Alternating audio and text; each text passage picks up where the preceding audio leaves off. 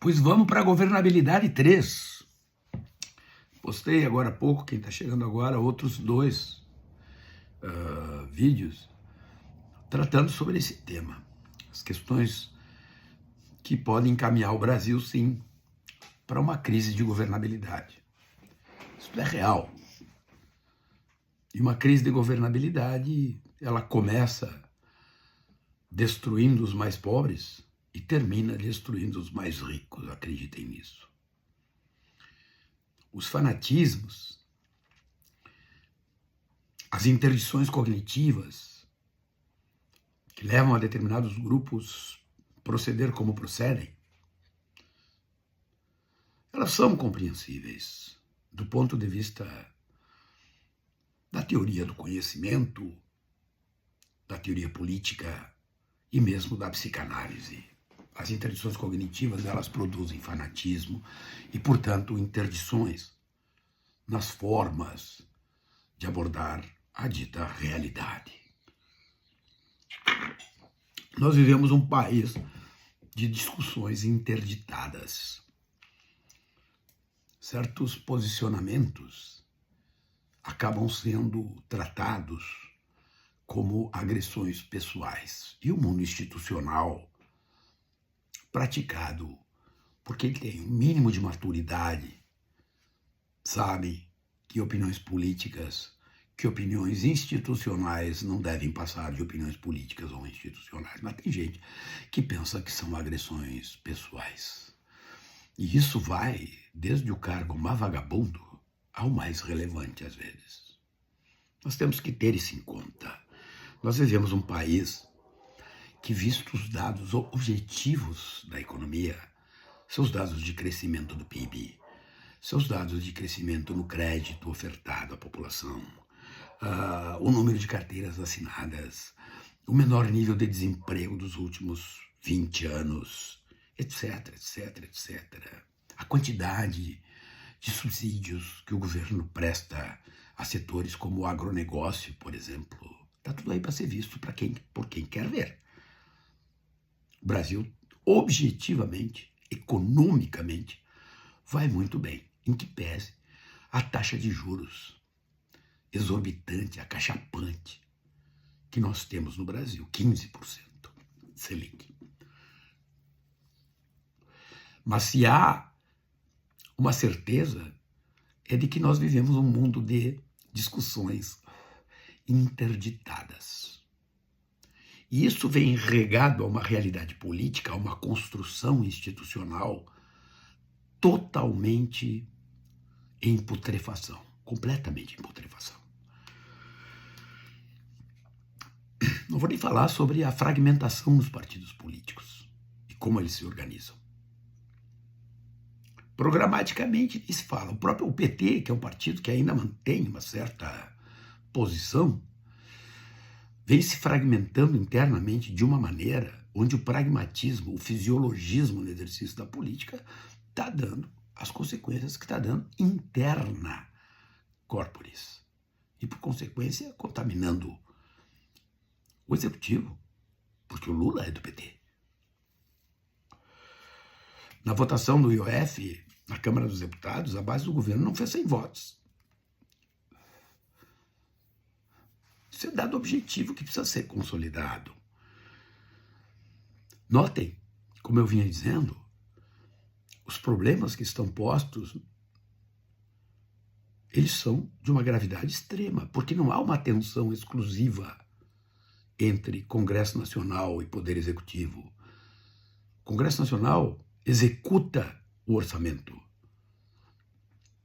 60 bilhões de reais estão postos à disposição do parlamento sem nenhuma responsabilidade política sobre isso.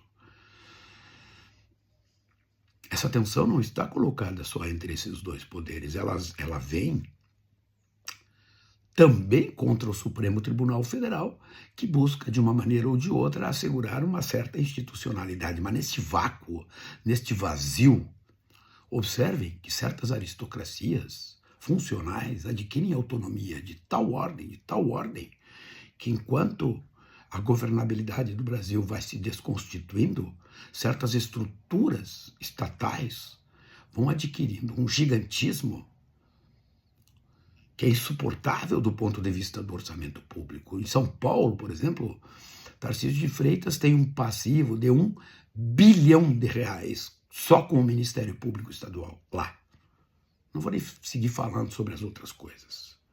E quando se diz para fazer corte de despesa, tem duas coisas que não se fala. É proibido falar. Incentivos fiscais dados para grandes aglomerados econômicos e corte nas altas despesas públicas que não estejam colocadas no mundo da educação, saúde e assistência social. Se vai se fazer uma análise política honesta, às vezes nós precisamos ser antipáticos. Por que não se fala na limitação dos grandes salários no Brasil, que são pagos pelo poder público? Não se fala, isso é proibido. Ninguém quer que juiz, promotor, fiscal da fazenda receba salários miseráveis. Não, ninguém quer isso. Mas ninguém quer pagar R$100 mil para um servidor público. Não se pode pagar isso. Notem, isto baixa para a realidade da Federação Brasileira. Os estados no Brasil, as unidades federadas brasileiras estão com muitos problemas. Vejam as questões. Pega aqui do Rio Grande do Sul. Se o Brasil entrar em crise de governabilidade, como é que as questões nossas aqui, que envolvem grandes estiagens, grandes enchentes, fortes destruições, que estão sendo, mal ou bem, estão recebendo atenção do governo federal para suas disponibilidades orçamentárias. Como é que isso vai ser tratado num país onde não há capacidade de governar, de executar o orçamento? Isso é sério, gente. Isso pega nas nossas vidas, no nosso cotidiano. O nosso país, com as desigualdades sociais que tem, as diferenças na média entre o maior e o menor salário superam a 50 vezes. Isso é inédito no mundo. Não podem fazer de conta, nós não podemos fazer de conta que estes problemas não estão acontecendo. E nós não debatemos futuro, nós não debatemos projetos de Brasil, nem no momento em que a nossa economia, em vista de tudo que está acontecendo no mundo, vai muito bem, obrigado. Vejam as progressões do PIB. Por mais que falem da inflação, a inflação brasileira é controlada. Vejam os dados objetivos do nosso agronegócio. Quem mais detona a institucionalidade brasileira? O agronegócio, a bancada do agro. E objetivamente as coisas estão postas do jeito que estão postas. E como eu vinha dizendo, se nós olharmos a sequência de governos brasileiros e a sequência concreta da ação do Centrão como núcleo político dirigente do Brasil, nós vamos perceber que o próximo passo qual é? É a ruptura institucional. Basta olhar. Vem lá, Fernando Henrique, primeiro governo Lula, segundo governo Lula, Dilma, eles fazem aquela subida, Temer, eles já botam no bolso, Bolsonaro vem com as emendas secretas, cai totalmente, e agora Lula conseguiu durante esses primeiros anos aprovar coisas importantes, arcabouço fiscal, não sei o que e tal, e agora, olhem o que aconteceu, o que vem pela frente.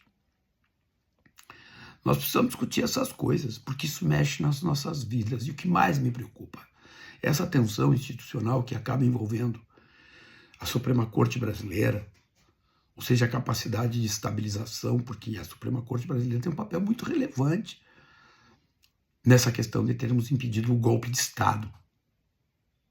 Se nós não controlarmos essas tensões e não gerarmos elementos de estabilização, pelo menos no debate político, eu não tenho dúvida, nós caminhamos sim para a ruptura institucional, diante de uma condição de ingovernabilidade.